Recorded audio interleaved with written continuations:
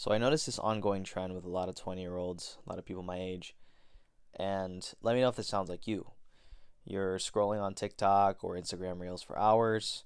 You got a lot of things that you got to do on your plate, like maybe some tasks with school, maybe some homework, maybe you got just a million other responsibilities that you have to take care of, but you really can't muster up the energy to do it, and you just continue to scroll and you feel guilty about it. You know what you should be doing, and you just can't get yourself to move. And you skip all the stuff, and you kind of tell yourself, what's wrong with you? Why are you so lazy? And I feel like that's not the right question that people should be asking themselves. It should be that, am I aligned with what I'm doing in my life right now? Because I know that might seem like a really far fetched thing, but when you're disconnected from life and when you're disconnected from your purpose or your why, or you don't even really know where to start, a lot of us tend to chase after quick dopamine hits because that's what makes us feel alive. See, that's the whole thing. Like, I understand that our dopamine receptors in general are kind of fried. That's kind of something that I talk about all the time because a lot of us are distracted by our phones, right? But the ultimate big thing is that if you don't have a purpose in your life, you don't have something that really lights your soul on fire, you're gonna gravitate towards these things. You're gonna gravitate towards video games. Nothing wrong with these things, okay? But it's gonna be an excess because that's kind of what makes you feel alive. And so when you don't really have a real reason for doing something, when you don't have a why, your brain doesn't really fire up. You can guilt trip yourself all day long, but if there's no deep reason behind your actions, your energy is just gonna stay dead. And that's how a lot of people feel in their 20s, I feel. So we're told to be productive, to build our future, and to chase success or money or impact, but no one actually helps us figure out what that even means to us. Like, you just get thrown a lot of platitudes or a lot of very generic advice. So we end up floating. We end up doing things out of obligation instead of direction, you know? And when that happens, our body doesn't want to move, our brain doesn't want to engage, and a lot of society, as well as ourselves, we like to label it as laziness, but I really don't think it is. It's not knowing where the hell you're going. Like, let me put it this way. When I started taking the gym seriously, I didn't suddenly become motivated. I didn't wake up at 6 a.m., fired up and ready to train. I still had the same mental patterns.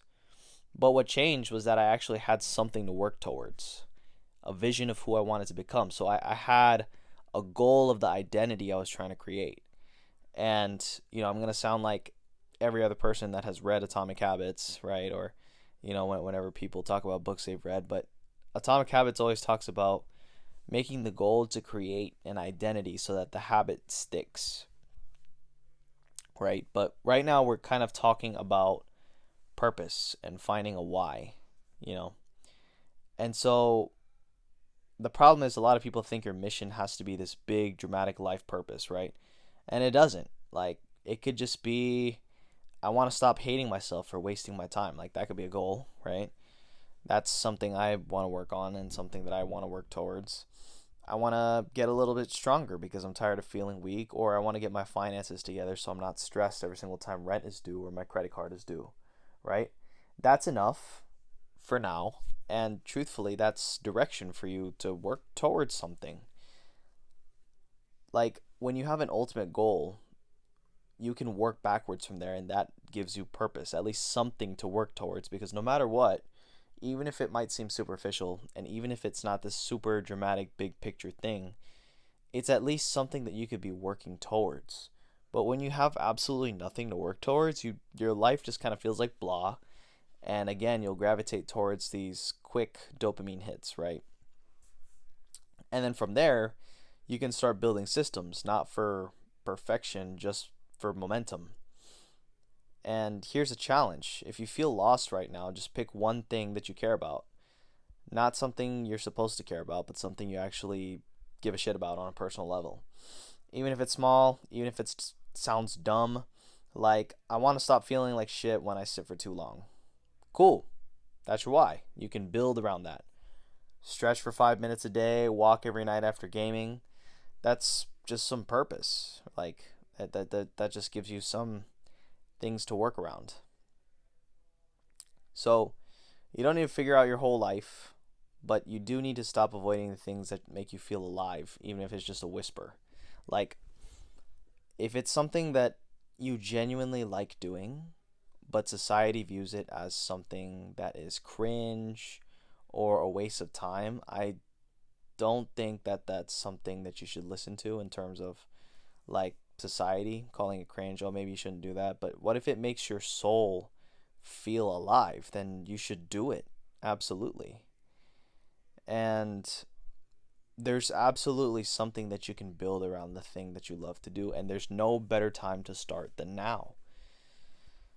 Um, that's kind of one of the best pieces of advice that I got from one of my friends.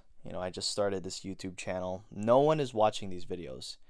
Absolutely no one is watching, but every single time I make a video and I just put something out there, even if, it might feel terrible to say the words, and I know that it's not going to be perfect, or, it's still me creating something in a space that I find interesting and I feel creative, and it helps me kind of tap into that creative mindset I used to have when I was younger.